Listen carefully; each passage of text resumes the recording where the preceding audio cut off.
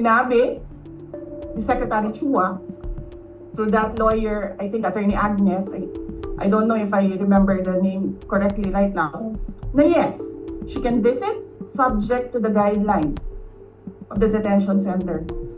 And so anong ginawa ko mali? Basta na lang ba ganon? Sasabihin nyo, I violated security regulations? Ano yun? Wala naman akong dalawang baril.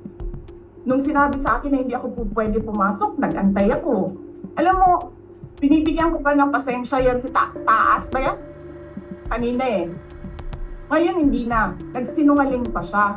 I refused daw to leave last night when I did not even know na pinapaalis ako.